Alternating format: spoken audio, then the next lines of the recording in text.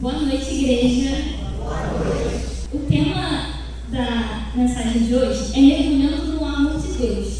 E quando Deus começou a falar comigo a respeito desse tema, a primeira coisa que eu pensei é que a gente está muito acostumado em ouvir, né? Principalmente quem nasceu na igreja, do amor de Deus, que é incondicional, nada muda. O amor de Deus é um amor que nos abraça, que nos cobre. Mas, de um tempo para cá, eu descobri que esse amor, para a gente receber esse amor incondicional, tem muita coisa. Assim, muita coisa mesmo. Não é a troco de qualquer coisa que a gente recebe esse amor de Deus. Mas o texto base para a mensagem de hoje se encontra em Marcos 12, do versículo 28 ao versículo 34, que diz assim: chegando um dos escribas, que ouviu a discussão entre eles, e viu que Jesus tinha dado uma boa resposta, perguntou-lhe: qual é o principal de todos os mandamentos? Jesus respondeu: o principal é: escute, ó Israel, o Senhor nosso Deus é o único Senhor. Ame o Senhor seu Deus de todo o seu coração, de toda a sua alma e de todo o seu entendimento e com toda a sua força. O segundo é: ame o seu próximo como você ama a si mesmo. Não há outro mandamento maior do que estes. Então o escriba disse: muito bem, mestre. E com verdade o Senhor disse que Ele é o único e não há outro além dele. E que amar a Deus de todo o coração, de todo o entendimento e com todas as forças, e amar o próximo como a si mesmo, é mais do que todos os holocaustos e sacrifícios. Vendo Jesus que o escriba havia respondido sabiamente, declarou-lhe: você não está longe do reino de Deus. E ninguém mais ousava fazer perguntas. Antes de qualquer coisa, eu gosto muito de entender o contexto histórico de quando eu estou lendo alguma passagem da Bíblia. E nessa passagem específica, estava acontecendo várias coisas, né? Jesus estava na sua última semana em Jerusalém, ou seja, faltava um pouquinho para ele morrer. Estava um clima muito tenso. Jesus estava sendo confrontado de todas as formas possíveis, porque procurava um motivo qualquer para poder prender Jesus e poder condená-lo, né? Aí, naquela situação, Jesus já tinha tido a sua entrada triunfal. Ou seja, pensa comigo, um homem simples, né, que nasceu numa estrebaria, do nada entra numa cidade triunfando, o pessoal declarando Hosana a Deus. Com certeza, os grandes religiosos da época não gostaram muito daquilo. Então, assim, a situação de Jesus não estava muito legal naquele momento ali. Era um clima de confronto, era um clima de conflito com a liderança religiosa. Os líderes eles tentavam incriminar Jesus de todas as formas possíveis, fazendo perguntas astutas para ele. Um tempo antes desse texto, confrontaram Jesus sobre os impostos, aquele texto famoso, né, que a gente tem sobre os impostos, confrontaram Jesus sobre a parábola dos lavradores, confrontaram ele sobre a ressurreição, os saduceus não acreditavam em ressurreição. E aí, de repente, o escriba se aproxima e pergunta a Deus qual era o mandamento mais importante. Eu lembro que eu pesquisei, mas agora não lembro se é 613 ou 617. Deus tinha 613 ou 617 mandamentos.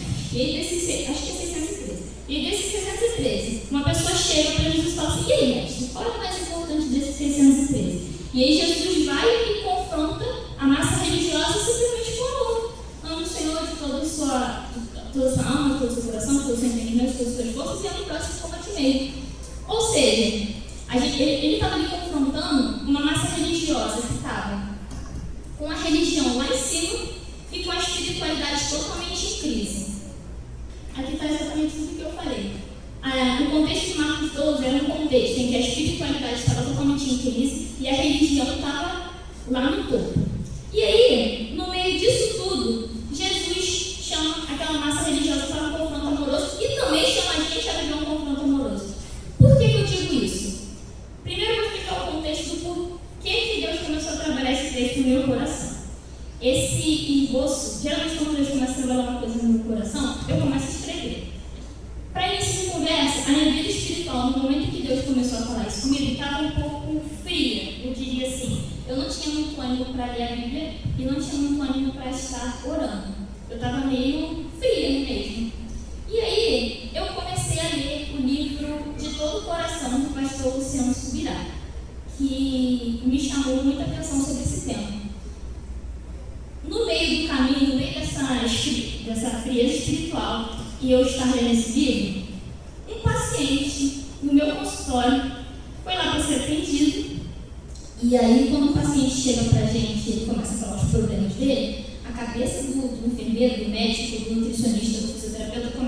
em mil coisas ao mesmo tempo. Tipo, mas se eu pedir esse exame, pode não ser isso? E aí, do nada, eu no meio pensando o que eu ia pedir para aquele paciente, qual exame, ele olhou para mim e falou, fez uma pergunta que eu vou falar lá na frente, porque senão vai estragar.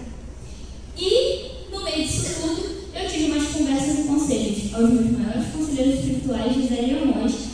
E em uma das conversas que eu tive com Amós, ele citou exatamente o versículo que eu estava escrevendo no momento, naquele momento ali da minha vida. Eu tinha acabado de escrever esse versículo nesse esboço, e aí ele me chamou para uma conversa e ele falou assim, abre a Bíblia aí, em tal versículo.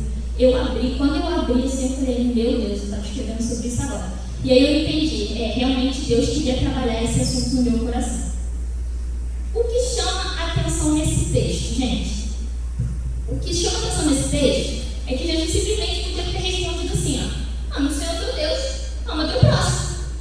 E vida que segue. Mas não, ele foi muito além disso. Ele disse, ame o Senhor teu Deus de todo o seu coração. E quando a gente diz de todo o seu coração, a gente diz sobre desejos, sobre as decisões, sobre as intenções, né? Quando a gente fala as intenções do nosso coração. Ou seja, amar o Senhor de todo o seu coração é colocar Deus no centro das decisões da sua vida. Ele foi ainda mais além, ele podia ter parado aí, mas ele falou assim, ame o Senhor seu Deus de toda a sua alma. E aí quando a gente fala de alma, a gente fala de emoções, de afeto, de traumas. Ou seja, quem você é, a sua existência, é entregar a sua própria vida a Deus. Mas ele ainda foi um pouquinho mais além, ele falou assim, ame o Senhor seu Deus de todo o seu entendimento. E quando a gente fala de entendimento, a gente fala de pensamentos, valores, crenças, tudo aquilo que a gente pensa, literalmente. Ou seja, amar a Deus também envolve pensar, refletir, buscar conhecer Ele, buscar o conhecimento cada vez mais. E ele não foi mais além, ele falou assim, ame o Senhor seu Deus de todas as suas forças. Quando a gente fala de forças, a gente fala dos nossos recursos, do nosso tempo, da nossa energia, das nossas escolhas diárias. Ou seja, é usar tudo que a gente tem no momento para honrar a Deus. Jesus, ele deixou bem claro para a gente que ele não queria parcialidade, ele queria totalidade. Ali ele ficou bem claro. Ou você ama só com os seus pensamentos, você não ama com os seus recursos, não. Ele deixou bem claro, eu quero tudo. Eu quero que você me ame totalmente, não parcialmente. Ele está mostrando que amar a Deus envolve o ser humano por inteiro, e não apenas o sentimento ou a religiosidade. Todo o ser humano precisa estar totalmente alinhado a Ele. Em Gálatas 3,13, diz que Jesus se fez maldição para que a gente vivesse uma vida plena de bênçãos divinas. Só que aí, eu pergunto para vocês, deixa eu ler o texto. Porque quando a gente fala que Jesus se fez maldição, às vezes as pessoas se assustam, né? Mas é literalmente o que fala disso. Cristo nos resgatou da maldição da lei, fazendo-se Ele próprio maldição em nosso lugar. E aí, se Jesus se fez maldição em nosso lugar, para que a gente tivesse uma vida plena de bênçãos divinas, por que algumas pessoas não desfrutam exclusivamente dessa bênção? Jesus fez esse sacrifício todo por nós, se fez maldição no nosso lugar, e por que a gente não desfruta 100%? Algumas pessoas não vão desfrutar 100% dessa bênção divina dele. E eu respondo a você, por quê? Porque quando a gente quebra um princípio divino, a gente está indo contra a lei estabelecida por Deus. A gente deixa de viver esse 100% de bênção divina, porque a gente vive contra a lei estabelecida por Deus e a gente não oferece o amor devido a Ele que Ele merece. João 14:21 diz que o que ama é aquele que tem os seus mandamentos e obedece. Ou seja, aí foi virada de chave na minha vida. Amar a Deus não é simplesmente eu vim aqui no louvor e falar, Jesus, eu te amo. Ou cantar um louvor, né? Dizer que Ele é tudo, que Ele é maravilhoso. Não, João 14:21 diz que aquele que o ama é aquele que tem os seus mandamentos, e aí não adianta só ter, né? Ter todo mundo tem, todo mundo conhece os mandamentos, todo mundo sabe aquilo que é certo e errado, mas é aquele que os obedece.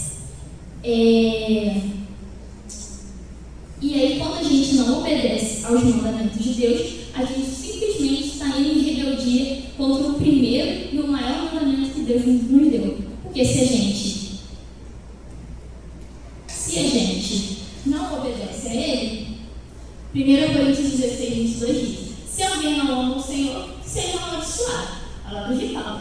Ou seja, quando que eu não amo o Senhor? Quando eu não obedeço.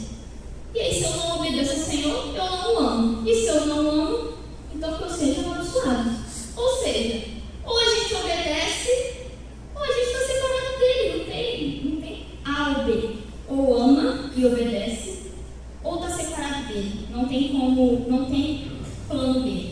E aí eu chego na situação que o meu paciente fez comigo. Ele olhou para mim e falou assim, me senti como Pedro. Jesus, ele olhou para mim e falou assim, você ama a Deus? Eu olhei com a cara dele e falei, gente, não sei quem está perguntando isso, né? Eu falei, sim. Ele olhou para mim de novo e falou assim, você ama mesmo a Deus? Eu falei, gente, virei Pedro. Amo, claro que eu amo.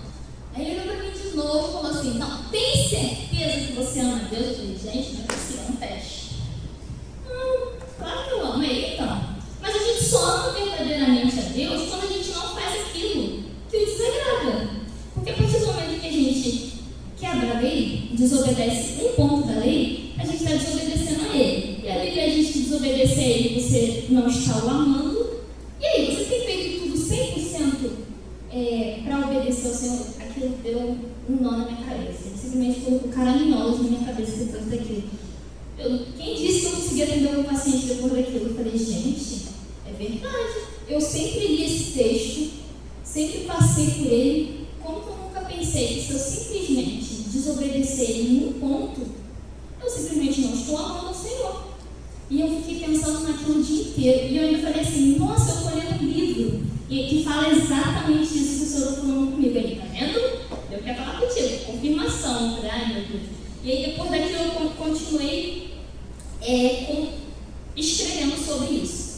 Bom, muitas pessoas estão na igreja e não se sentem realizadas no Senhor. As pessoas às vezes buscam campanha. Eu não estou dizendo que fazer propósito, campanha, nada disso é errado, pelo amor de Deus. Mas as pessoas às vezes buscam campanha, receita da prosperidade, tudo para tentar sentir Deus, sentir o amor de Deus, mas elas nunca conseguem preencher o vazio dessa falta de realização em Deus. E eu pergunto novamente o porquê. Porque isso nada mais é do que o reflexo da falta de amor ao Senhor.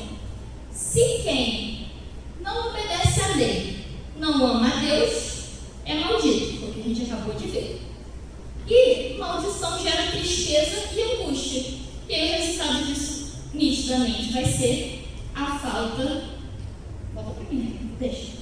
O resultado, com certeza, vai ser a falta de realização em Deus. A Bíblia nos mostra que a gente só tem dois caminhos. Ou a gente obedece, e essa obediência vai gerar um amor imenso, e a gente vai receber bênçãos. Ou a gente desobedece, essa desobediência vai gerar uma falta de amor, o que vai gerar maldições. E aí, com que Paulo eu estou falando disso? Deuteronômio 27, 28. É um texto sensacional que eu amo. E Moisés está lá falando com a nova geração dos israelitas.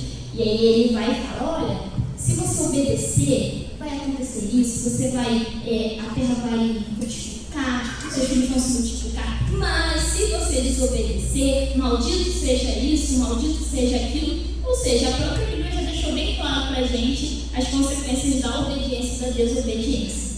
Quando a gente ama a Deus de todo o coração, de toda a alma, de todo o entendimento, de todas as forças, foi devido a uma obediência que ela não vem dividida por áreas. Ela é uma obediência que ela vem por completo. E os frutos colhidos dessa obediência completa, que gerou um amor intenso, não é exclusivamente prosperidade terrena, coisas boas terrenas. E por que eu digo isso? Porque muita gente da Bíblia obedeceu muito bem a Deus e sofreu da mesma forma.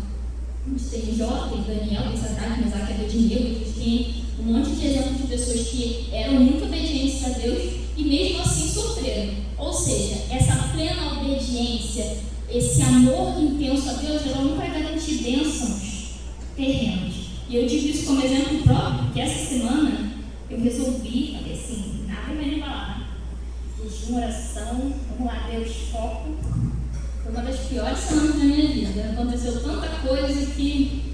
ou seja, eu escolhi obedecer a Deus essa semana à risca. Eu falei, eu não vou fazer nada de errado.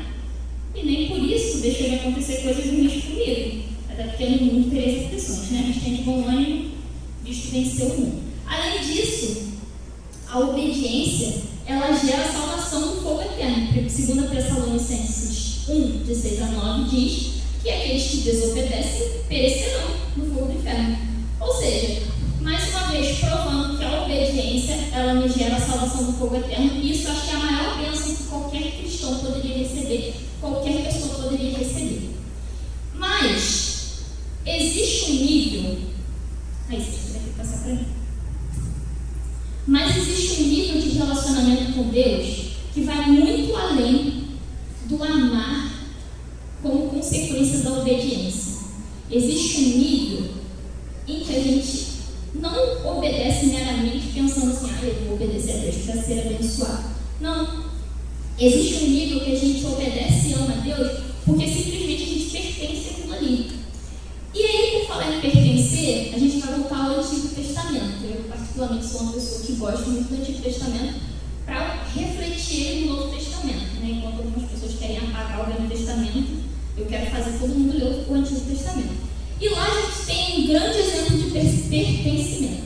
Tá? É muito sábio a gente reflexionar os eventos da Antiga Aliança com a Nova Aliança e fazer as suas aplicações devidas. Né? O Velho Testamento ele não pode ser excluído, gente, por favor. A gente vai falar sobre o servo da orelha furada.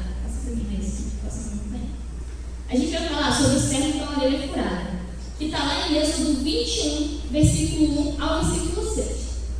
Que diz assim: são estas as ordenanças que você estabelecerá para o povo. Se você comprar um escravo hebreu, ele lhe servirá por 6 anos, mas no 7º ano será liberto sem pagar nada. Se chegou solteiro, solteiro receberá a liberdade. Se, porém, chegou casado, a mulher será liberta com ele. Se o senhor dele lhe tiver dado uma mulher e esta lhe tiver dado filhos ou filhas, a mulher e os filhos pertencerão ao Senhor. Somente o homem sairá livre. Se, porém, o escravo declarar: eu amo meu senhor, a minha mulher e os meus filhos e não quero receber liberdade, o senhor dele levará diante dos juízes, terá de levá-lo à porta ou à lateral da porta e furar-lhe a orelha. Assim ele será seu escravo por toda a vida. O que essa lei mosaica, lá no tempo de Moisés, do servo da orelha furada, nos ensina hoje, na nova aliança que nós vivemos, e se relaciona com a mensagem dita até aqui. Hoje, na nova aliança, ele é o dono, ele é o Senhor, e nós somos os servos da orelha furada, e a gente já vai entender o porquê que nós somos os servos da orelha furada. Servo significa ser escravo, de acordo com o dicionário. Dependente de um senhor de poder ou força incontrolável. Escravo, aquele que não é livre, não tem direitos e bens. Nós somos escravos de Cristo por amor, por consequência da redenção. E por que a redenção também entra aqui? O significado da palavra redenção: resgate do gênero humano por Jesus Cristo. Auxílio, proteção que livra de situação difícil, salvação. Ou seja, redenção significa resgate, significa salvação, significa readquirir uma propriedade que foi perdida. Aí agora a gente vai voltar lá no Velho Testamento de novo. Antigamente, lá no Velho Testamento, na lei mosaica, também existia a lei da redenção. Como que funcionava essa lei da redenção? A lei mosaica dizia que toda dívida tinha de ser paga, sem mais. Toda dívida tinha de ser paga. Aí, o camarada não tinha recursos, e aí ele dava os seus bens como pagamento. Só que os recursos dele não eram suficientes, ele dava as terras dele. Ele não tinha terra suficiente, ele se dava, e às vezes ele se entregava como escravo para pagar, ou às vezes ele tinha que entregar até a sua família. E a gente tem esse exemplo lá em 2 Reis 4, com a vinda dos seus filhos. Né? E aí, Levítico 25 diz que existia a lei da redenção. Como que funcionava a lei da redenção? Um parente próximo pagava a dívida para você, através do que se chamava de redenção, e aí você tinha sua dignidade restaurada. Ou seja, dívida paga, você está livre, tudo certinho. Ou seja, eu sou escravo por causa de uma dívida. E aí um parente que me ama muito, nesse caso seria meu pai, meu pai que paga minha dívida. Um parente que me resgata, paga a minha dívida, ele se torna o meu redentor, eu tenho a dignidade restaurada. Ou seja, o redentor, ele paga a dívida por amor e não por interesse financeiro. Né? Até então você estava ali numa briga de interesse financeiro, mas é um redentor que te ama, vai lá e pagava a sua dívida. É claro que Deus não regulamentou essa lei só para ficar lá no Velho Testamento. É claro que essa mesma história se repetiu no Novo Testamento, né? Ela já apontava para o Redentor que a gente tem, que é Cristo Jesus. E aí, o que Cristo fez por nós? Depois dessa longa explicação sobre redenção, sobre tudo, já fica muito claro o que Jesus fez por nós. Pois Ele nos resgatou do domínio das trevas e nos transportou para o reino do seu Filho amado. Nele temos a redenção dos nossos pecados. Ou seja, o homem era escravo do pecado. O domínio das trevas, né, quando ele se inclinou do pecado lá no jardim do Éden. A gente já nasce escravo do pecado. Ponto. Estamos todos condenados. Mas aí Jesus, através da redenção, foi lá e perdoou nossos pecados. A redenção de Cristo foi a compra que o Redentor fazia lá no Velho Testamento. Ele nos resgatou mediante o pagamento de uma dívida que estava pendente. E aí, quando a gente passa a entender tudo isso que Cristo fez por nós, quando a gente olha lá no Velho Testamento, qual a chance que um parente que te ama pagar uma dívida para você? E aí a gente teve uma pessoa que não tinha pecado nenhum, veio ao mundo, se entregou, se redimiu para termos nossos pecados salvos. A gente não merecia nada disso, mas a gente teve uma pessoa simples, humilde, que se entregou por nós. E aí, quando a gente passa a entender essa redenção de Jesus por amor, fica mais fácil a gente compreender a posição de servo.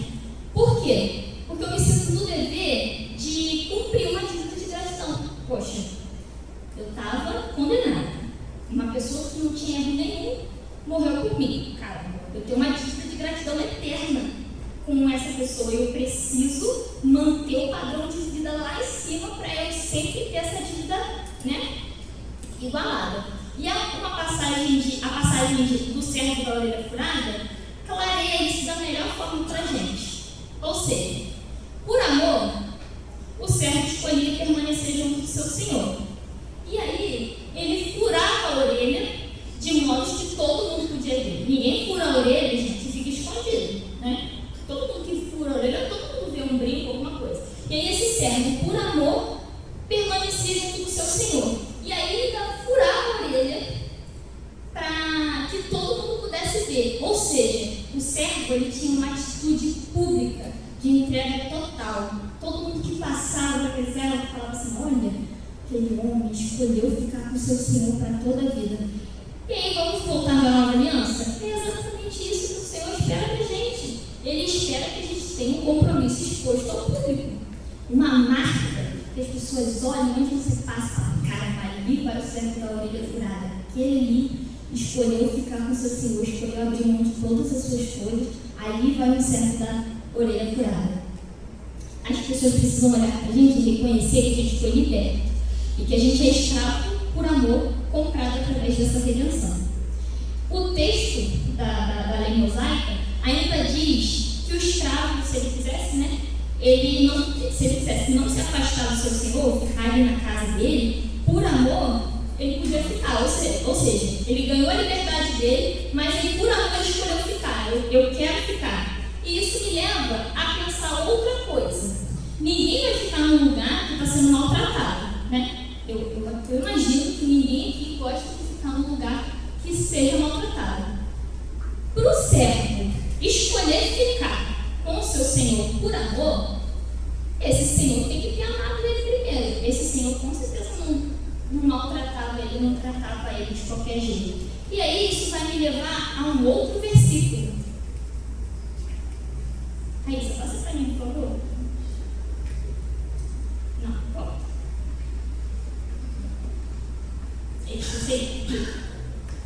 Isso vai me levar a outro versículo. Volta, Raíssa. Nós o amamos porque ele nos amou primeiro. Ou seja, o próximo. Ou seja, Cristo, que é o nosso Senhor, nos amou tanto, que como forma de eu quero ficar com o Senhor, eu não quero sair daqui, a gente retribui esse amor. Nós o amamos porque ele simplesmente nos amou primeiro. É a mesma coisa desse servo. Eu tenho certeza que esse servo da orelha furada, ele não ficava com o seu senhor por ele ser maltratado. Com certeza ele era tratado muito bem. Esse senhor o amava muito a ponto dele querer ficar com o seu senhor. O amor do servo Era uma resposta ao amor que ele já recebia. E aí, como eu falei, a gente tem aquele versículo, nós amamos porque ele nos amou primeiro. E aí, por ele ter nos amado, a gente faz duas escolhas. Renunciamos à liberdade, que é a mesma coisa que aquele servo fez. Ele estava livre, ele podia ir embora, mas ele escolheu ficar. E aí, pelo nosso Senhor ter nos amado, a gente escolhe renunciar à nossa liberdade em primeiro lugar. E em segundo lugar, a gente escolhe obedecê-lo, porque o servo ia continuar sendo servo, ia continuar trabalhando ali como escravo do seu Senhor. Ele ia continuar obedecendo. Então, a aplicação que eu faço para a nossa vida hoje é exatamente desse servo. Por amar muito o nosso Senhor, em primeiro lugar, a gente escolhe renunciar à nossa liberdade. E em segundo lugar, a gente escolhe obedecer a Ele. E é isso, esses dois tópicos é o que define e resume totalmente a caminhada cristã. Essas duas etapas são respostas do amor que a gente recebe de Deus. Bom, vamos destrinchar esses dois pontos. Primeiramente, a renúncia à liberdade. Renunciar o quê? Renunciar a tudo. Literalmente, tudo. As vontades, a própria vida, viver em prol de Cristo. É renunciar a tudo. É renunciar àquela festa que eu queria tanto ir, que só vai ter gente legal, vai ter uma música top. Mas por amor ao meu Senhor, eu escolhi renunciar a isso. Isso é a melhor renúncia à liberdade que poderia acontecer. É abrir mão e se render à posição de servo. A consequência da rendição... A consequência da rendição é a salvação. E a salvação vem pela confissão. Romanos 10, versículos 9 e 10. Se com a boca você confessar que Jesus é o Senhor e crer no seu coração que Deus o ressuscitou dentre os mortos, será salvo. Porque com o coração se crê para a justiça e com a boca se confessa para a salvação. Essa confissão para a salvação é o ato de reconhecer a redenção e admitir que nós somos propriedade dele. Nós não somos mais os senhores da nossa vida. A gente precisa reconhecer a nossa posição, a gente precisa se colocar na posição de servo e dizer, olha, eu não estou mais no controle da minha vida, eu tenho o Senhor, que Ele que vai direcionar, você vai para cá, você acabou a vontade dele. E não tem lugar melhor para a gente estar que não seja nos cuidados do nosso Senhor. A gente precisa tomar uma postura de servo e parar de achar que a gente é Senhor de nós mesmos, porque nós não somos. E a segunda consequência do amor recebido é a obediência. Lá no Ministério Infantil, a gente ensina muitas crianças a amar a Deus.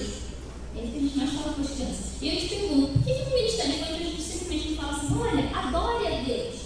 Adore a Deus. Não, a gente não fala isso. Geralmente, na maioria das vezes, a gente fala, ame a Deus, ame o Senhor, respeite seu coleguinha, não bata no seu coleguinha. Na Bíblia, o maior mandamento envolve amar a Deus. E por que o maior mandamento não é adore a Deus? Por que Jesus, quando perguntaram a ele o maior mandamento, ele não respondeu? Adore a Deus de todo o seu coração, de toda a sua alma.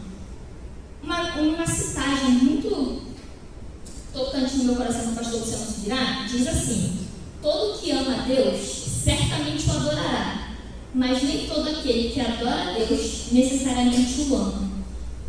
Por melhor adoração que a gente faça, a gente pode dar o melhor louvor, eu posso tocar a bateria da melhor forma possível, mas se o meu coração não estiver obediente ao Senhor, é tudo em vão. Foi tudo, Deus não recebeu nada disso. A gente declara diversas vezes que Deus é o Senhor, que Deus é maravilhoso, que Ele é soberano, só que as nossas ações dizem totalmente o contrário daquilo que a gente está falando.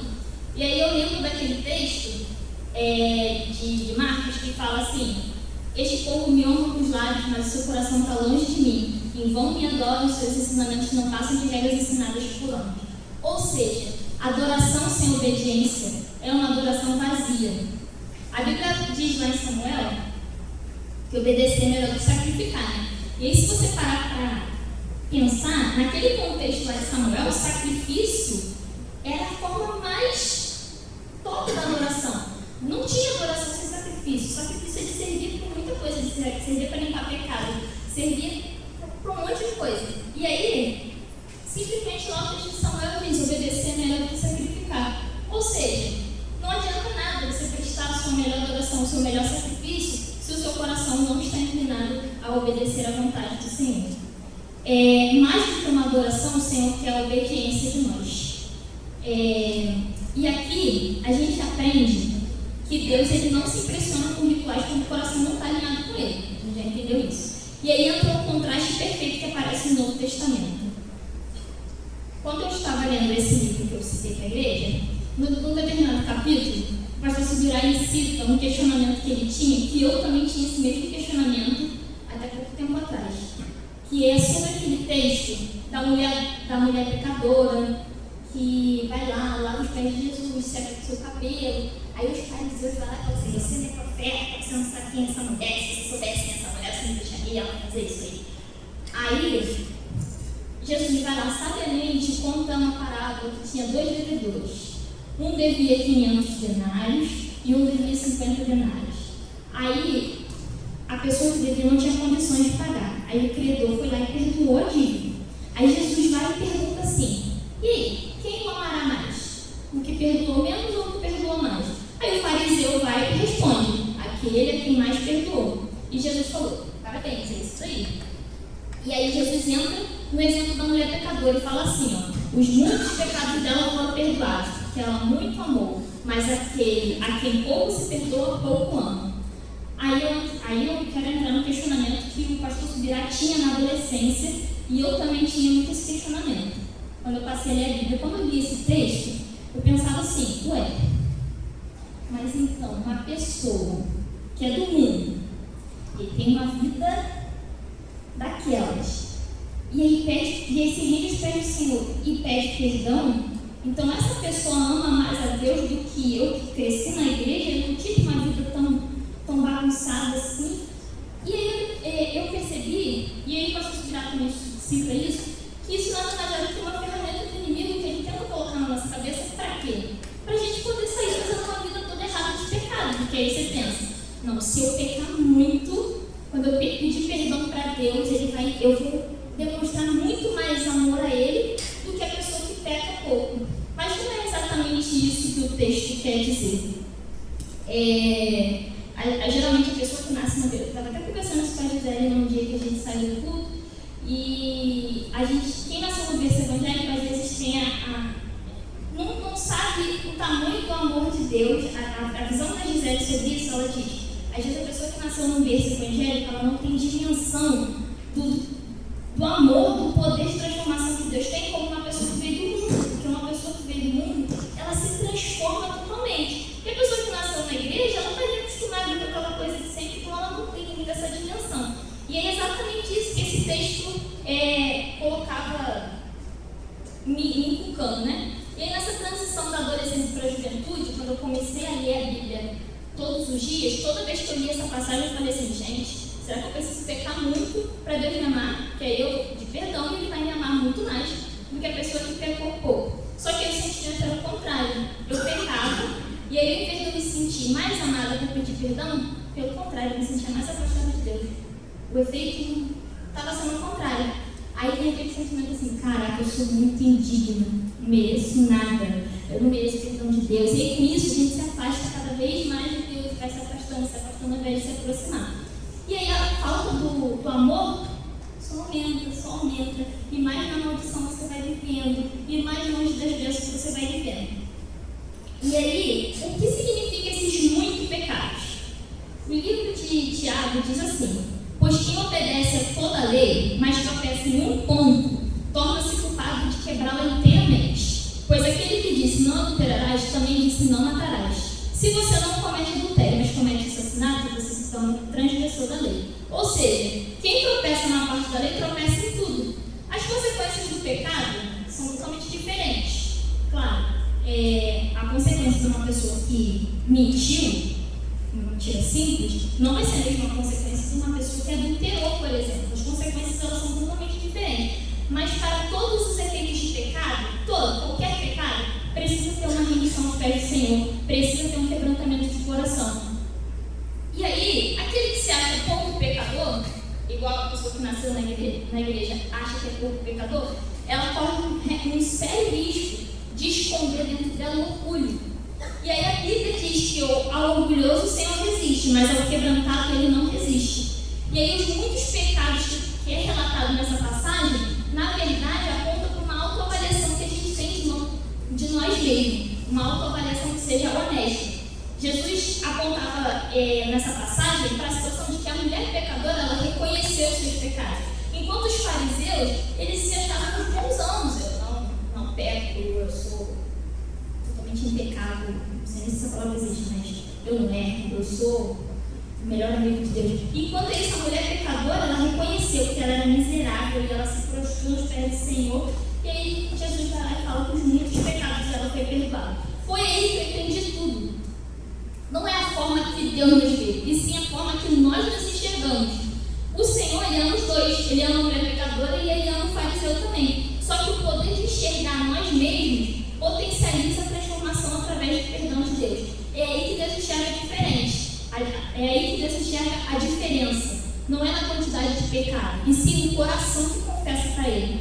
E aí quando a gente reconhece a capacidade de enxergar os nossos erros e os nossos pecados, a gente também consegue enxergar melhor o sacrifício que Cristo fez por nós na cruz do Calvário. Paulo afirma que o amor de Deus nos constrange, e é exatamente esse efeito que o amor de Deus tem que fazer na gente. Precisa constranger mesmo.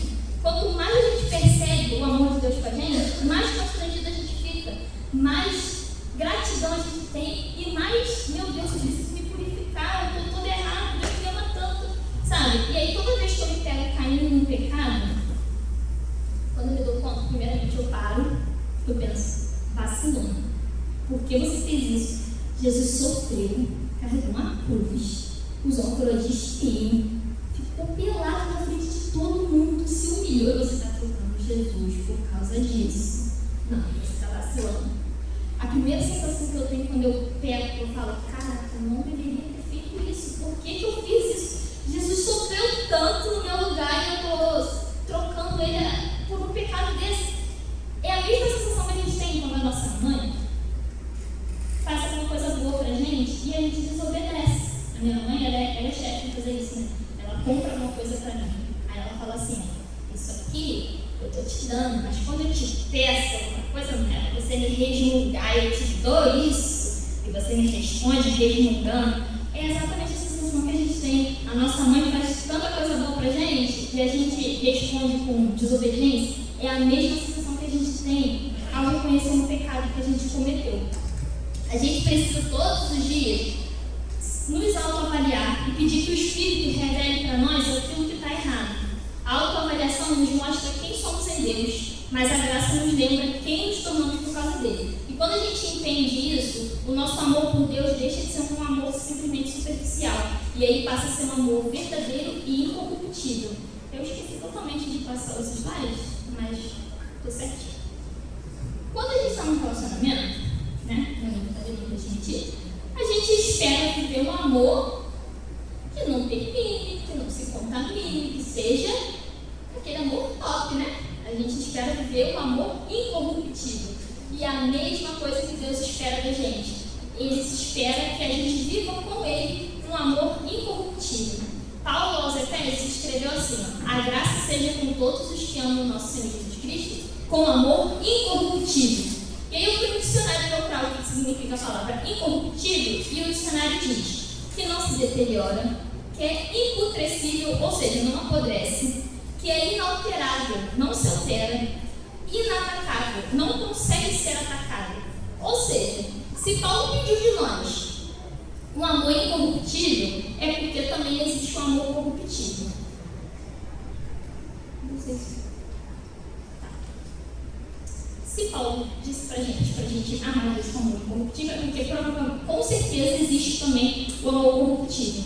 A corrupção está ligada ao ser humano. Quando eu falo corrupção aqui, gente, eu não estou falando necessariamente de corrupção política, estou dizendo corrupção de pecado. Tá? A corrupção está ligada ao ser humano desde a queda do homem, no Jardim do Éden. Em vários momentos da Bíblia, a gente passeia por diversos acontecimentos em que o homem se corrompeu, corrompeu o compromisso que ele tinha com Deus, né? A corrupção, ela passou a fazer parte 100% da natureza humana. E só uma coisa consegue mudar isso: o encontro verdadeiro com o Espírito Santo. E aí, quando a gente lembra de pessoas que se corromperam no passado, a gente fala de pessoas que viram uma comida cair do céu. A gente está falando de pessoas que o líder foi lá bateu na pedra e saiu água. A gente está falando de pessoas que pararam diante de um mar, ele abriu. Diante de um rio, ele abriu. A gente está falando dessas pessoas aqui, que são as mesmas que se corromperam também. Pessoas que não podiam esperar o livro descer do monte, quando ele voltou já tinha um bezerro de ouro levantado. Enfim, a gente fala de pessoas que viram o agir sobrenatural de Deus de forma absurda, mas ainda assim toda hora a gente levantava um Deus para eles. Pessoas que andaram com Jesus, mas o amor ao dinheiro foi maior, como o exemplo de Judas, o exemplo daquele jovem que Jesus disse, larga tudo, me segue, ele não quis largar nada.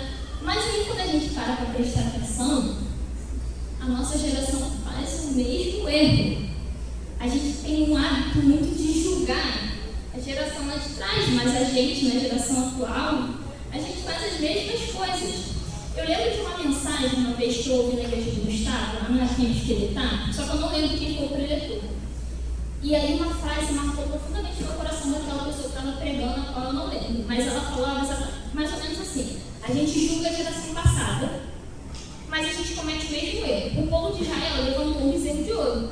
Mas hoje em dia a gente levanta também um bezerro de ouro. Não necessariamente um bezerro de ouro, mas a gente levanta um bezerro de ouro na nossa vida. Que ao invés de a gente dar atenção, em vez de dar a Deus toda a atenção, todo o merecimento, tudo que Ele merece, a gente está levantando alguns outros deuses na nossa vida. A gente julga Judas por ter vendido Jesus por 30 moedas de prata. Mas a gente vende Jesus quando a gente deixa de vir no culto para assistir o jogo do nosso time em casa. A gente está vendendo Jesus da mesma forma. E aí, a gente vende Jesus quando a gente comete um pecado. Se a gente tivesse resistido só mais um pouquinho, a gente teria vencido. A gente julga Judas e o povo de Israel o tempo todo, mas a gente está cometendo os mesmos erros no presente, só que de manifestações diferentes. A gente vive um tempo em que as igrejas estão lotadas, mas vazias espiritualmente. Igreja que não tem nem lugar para sentar. Chega, se você não chegar, faltando 20 minutos para o culto, já não tem mais lugar para sentar. Mas são igrejas que quando o irmãozinho cai doente, os irmãos fazem igualzinho o sacerdote levita que passou do lado e não socorreu a pessoa. São igrejas que estão lotadas, mas elas estão totalmente vazias espiritualmente. Igreja que está cheia de gente, não tem onde sentar, mas você pergunta a essa pessoa: você sentiu a vida do Espírito? O que é isso? A pessoa não faz ideia do que foi. Eu confesso, eu prefiro uma igreja vazia de pessoas, mas que seja cheia de Espírito, do que uma igreja lotada e vazia de Espírito. A gente vive um momento em que o devocional a sós com Deus das pessoas é um livro. Não vou citar esse livro, que me dão direito autorais. O devocional do meu dia é abrir a página ali no dia, amanhã, 16 de março. Tem um versículo, um texto, seu dia vai ser muito bom, você vai prosperar. E aí, seu devocional da pessoa, e a pessoa vai trabalhar.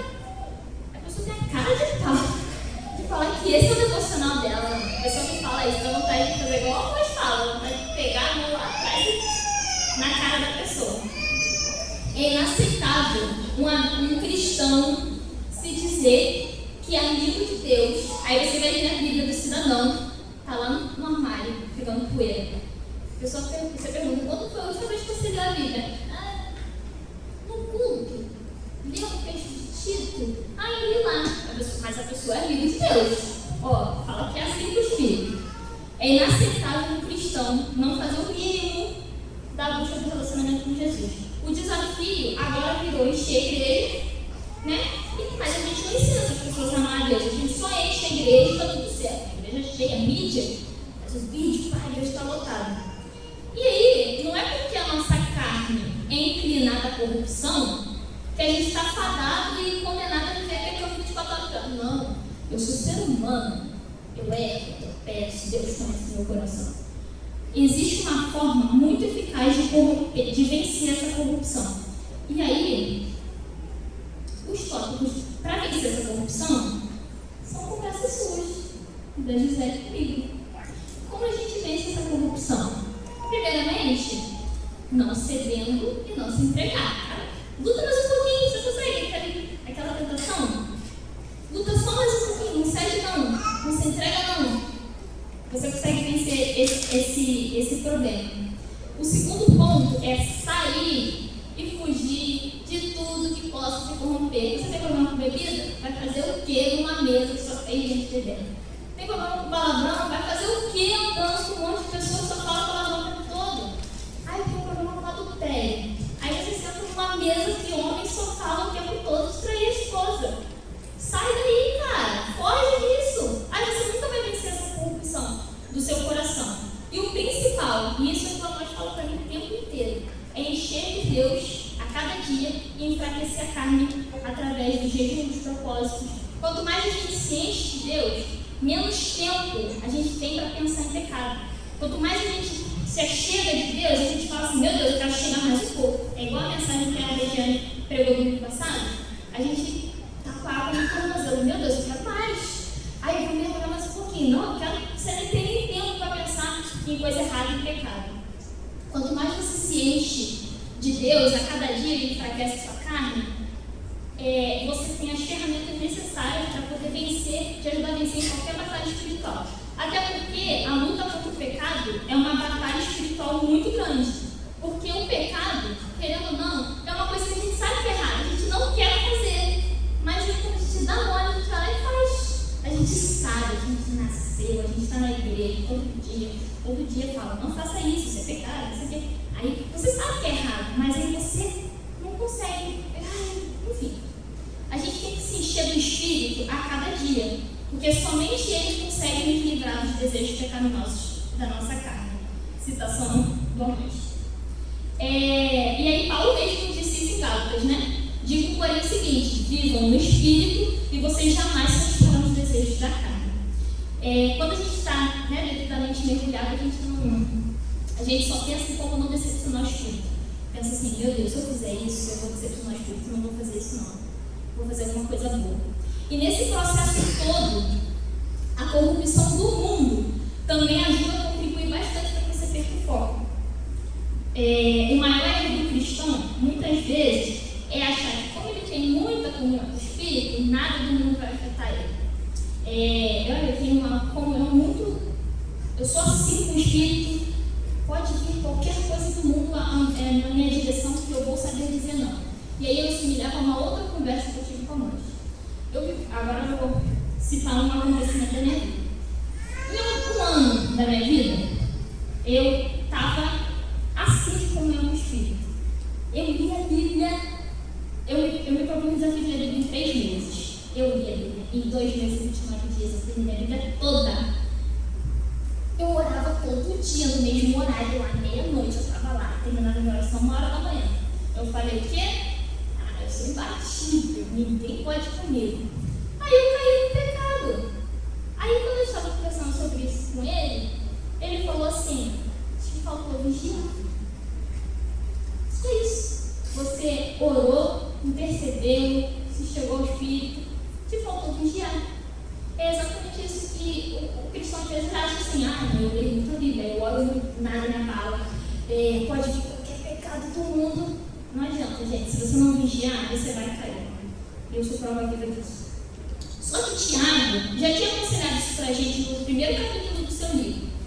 A religião pura e imaculada para com Deus, Pai, é essa: visitar os órfãos e as viúvas nas suas tribulações e guardar-se da corrupção do mundo. Foi o que me faltou. Guardar-me da corrupção do mundo. O mundo me corrompeu. E aí eu caí. E aí, o recado é claro e nítido. A corrupção do nosso coração, do mundo e as pessoas corrompidas podem substituir o nosso amor ao Senhor. É claro que isso não vai vir escrito no outdoor, tipo, faça isso e se afaste do amor do Senhor. Não. As estratégias do inferno, não é de hoje, e de quem vive lá, são sutis. Começa assim com uma coisa bem nítida. E aí, uma artimanha tudo levezinho. Porque quando você vê, você já está afundado tanto em corrupção que você já trocou totalmente o seu amor pelo Senhor e aceitou as paixões do mundo. O amor ao mundo nos afasta progressivamente do amor do Senhor. E o pior, Tiago nos classifica esse tipo de pessoa como inimigo de Deus. Eu acho que não tem nada pior do que ser classificado como inimigo de Deus, né? Mas Tiago diz: qualquer um que quiser ser amigo do mundo constitui-se inimigo de Deus. Pesado. Isso não tem que ser ignorado, gente. Isso tem que ser matutado na nossa cabeça o tempo todo, na hora que eu estou indo trabalhar, na hora que eu estou atendendo o paciente. Meu Deus, não, eu não posso ser inimigo de Deus, eu tenho que foco. Mas nem tudo está perdido. É possível recuperar o caminho. Cair da corrupção, né? Tem como recuperar. Vamos lá. O caminho de recuperação é um pouco árduo, mas tem como. Para a gente falar de recuperar o caminho perdido, e aqui eu já caminho no final, a gente vai usar o texto de Apocalipse 2, que é a carta à igreja de Éfeso. Eu amo essa carta. E quando eu pensei no caminho perdido, a primeira coisa que me veio na cabeça foi essa carta. Conheço as suas obras, o seu trabalho árduo e a sua perseverança. Sei que você não pode tolerar homens maus, e pôs à prova os que se dizem apóstolos, mas não são, e descobriu que eles eram impostores. Você tem perseverado e suportado sofrimentos por causa do meu nome e não tem desfalecido. No entanto, contra você tenho isso. Você abandonou o seu primeiro amor. Portanto, lembre-se de onde caiu, arrependa-se e faça as obras que praticava no princípio. Se não se arrepender, virei a você e tirarei o seu candelabro do lugar dele. Primeiro amor. O que significa primeiro amor? É também outra coisa também que a gente escuta desde os primórdios da igreja. Eu classificaria o primeiro amor como os primeiros meses de namoro, né? Aquele mês de intensidade, ai meu Deus, eu te amo mais que tudo. Sabe aqueles primeiros meses de relacionamento? Ai meu Deus, eu não quero você. Vem na minha casa de novo. Não vai embora não, sabe? Esse é o primeiro amor. É aquela intensidade, aquela devoção total. Eu quero estar com ele toda hora. Esse primeiro amor nunca deveria ser abandonado por Deus, né? Esse primeiro amor com Deus nunca deveria ser abandonado. Esse amor, esse primeiro amor, ele leva a gente a querer mais e mais do Senhor, nos leva a buscar mais intensamente, sofrer seu nome por amor, como os apóstolos eram açoitados lá e estavam rindo. Eles estavam sendo açoitados por amor ao Senhor. É quando Jesus é tão importante para a gente que nada ao redor importa. Ele é tão importante que ele é a prioridade absoluta. É tipo, foi eu essa semana. Falei, nada me abala. Nada. É quando Jesus é tão prioridade para você, literalmente nada ao seu redor importa. Nada te abala. O primeiro amor, ele não é definido por obras, até porque muitos estão longe do Senhor, mas continuam trabalhando na obra. Por prazer, por obrigação, por automático, né? Eu vou lá, vou tocar. Deixa eu tocar, ok. Vou lá tocar de novo. Porque só tem eu, o baterista. Vou lá, vou ter meu dia de tocar de novo. Ou seja, o primeiro amor não é definido por obras, até porque, como eu disse, muita gente está longe de amar Deus, mas continua trabalhando na obra do Senhor. Primeiro amor também não é sinônimo de perseverança, até porque a igreja de Éfeso, o texto diz que ela tinha perseverança e ainda assim ela foi acusada de abandonar o primeiro amor. No texto, Deus chama a igreja ao arrependimento e retrata uma queda. Se Deus chama ao arrependimento e diz de uma queda, nada mais é do que a perda do primeiro amor, é um pecado. Se Deus está chamando arrependa-se e você caiu, é pecado. É algum pecado que nos afasta desse primeiro amor ao Senhor. O perder o primeiro amor é o afastamento voluntário da presença de Deus. E por que a gente perde esse primeiro amor? Como eu falei, eu sou conselheira de adolescentes nos adolescentes Batista Magiense. E aí, ano passado, o congresso deles foi o tema... Muito bem. Não apague o espírito. Lá a gente ensinou a eles que quanto mais lenha a gente põe, mais esse fogo se mantém aceso. E quanto mais a gente mata essa lenha, né, não continua alimentando ela, essa chama vai apagar. Eu descobri no dia do aniversário do meu pai que eu não sabia que o churrasco de 3 horas tinha que botar carvão o tempo todo. Eu achei que um pacote de carvão era suficiente. E aí é exatamente isso. Quanto mais carvão você põe, mais aquela chama vai queimar. E aí, quais são os fatores que nos esfriam desse primeiro amor? Por que nós perdemos o primeiro amor? O primeiro ponto é o conviver com o pecado. E aqui eu não estou falando de pecado, seu pecado. A gente já está cansado, né, de falar disso. Meu pecado. Não, eu estou falando de conviver com o pecado mesmo. O texto que eu uso de base para isso é: por causa do aumento da iniquidade, o amor de muitos esfriará. Ele também conviver com o pecado. Você já convive com tanta gente que faz tanta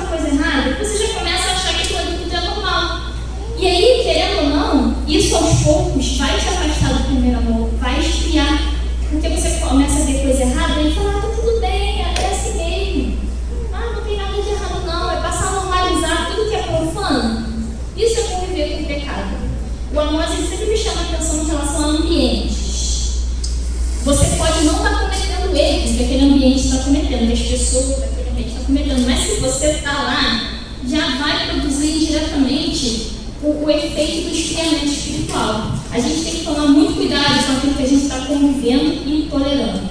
O segundo ponto que nos faz perder o amor é a falta de profundidade.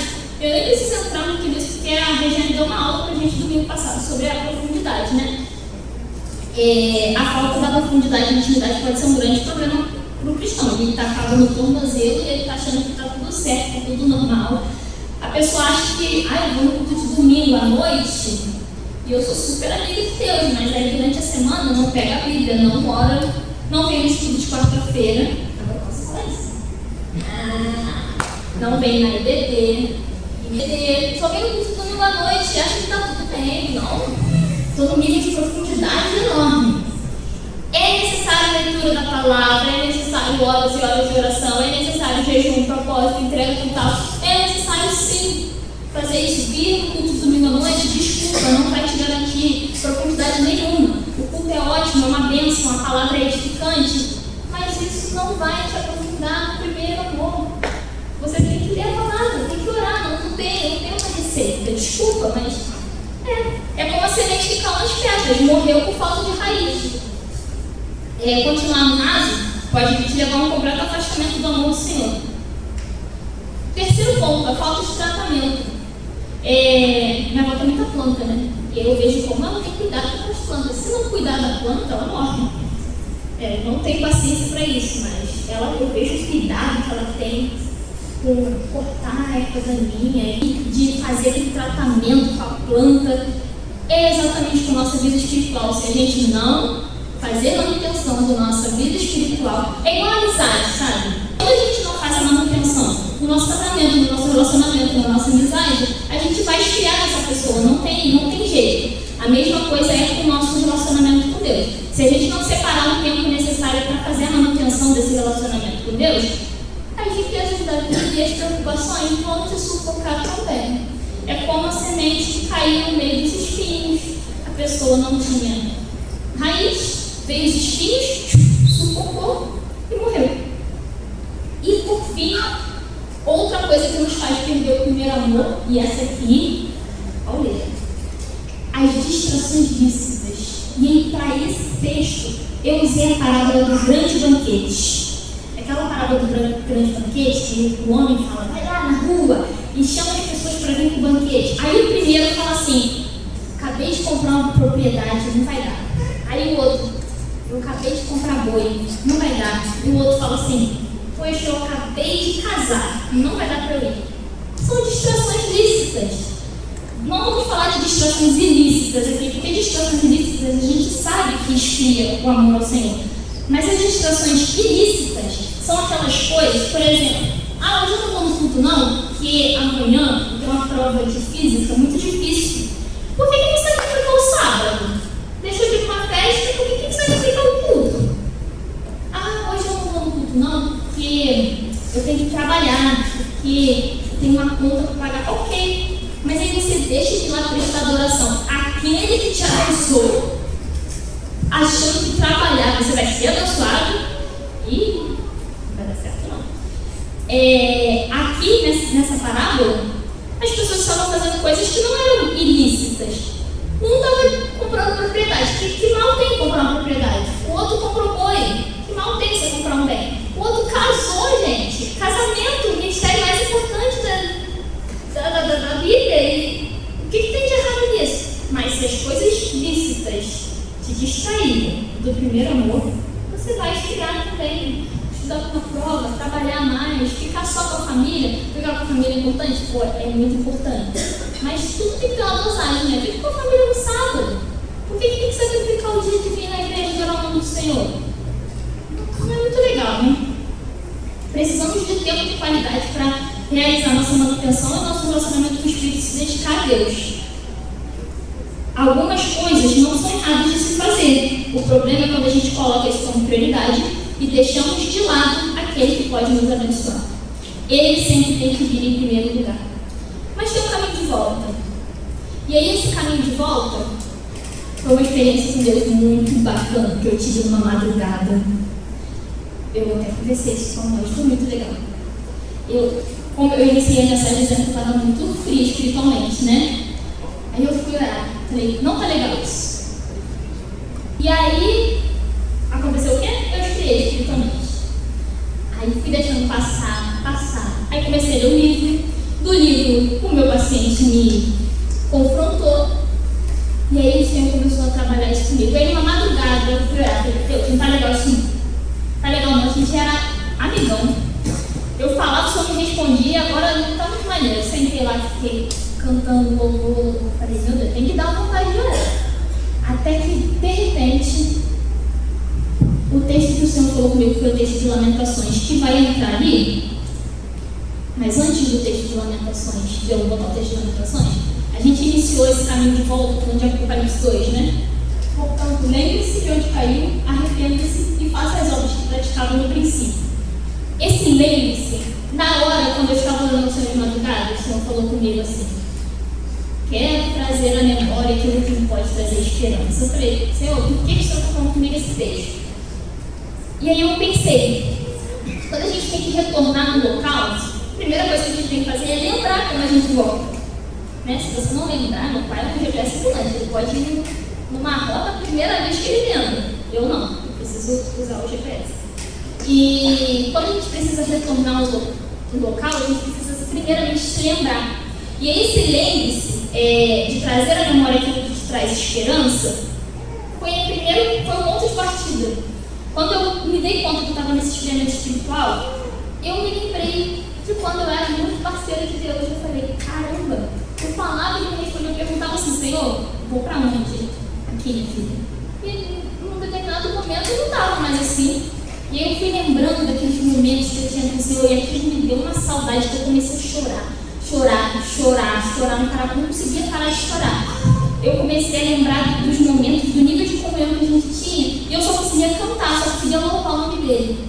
E esse texto ardeu no meu coração de uma forma que essas recordações vieram. Eu falei, meu Deus, eu preciso voltar a viver isso que eu vivia. Mas só que ficou mais intenso, sabe? E no meio disso tudo eu senti realmente essa esperança de que eu podia viver novamente tudo que eu vivia, que eu tinha vivido antes. E aí o segundo verbo do versículo diz, arrependa-se. Reconheçam a sua miséria, lamentem e chorem. Humilhe-se diante do Senhor e Ele os exaltará. Não adianta só sentir a tristeza de lembrar do momento que você tinha com Deus.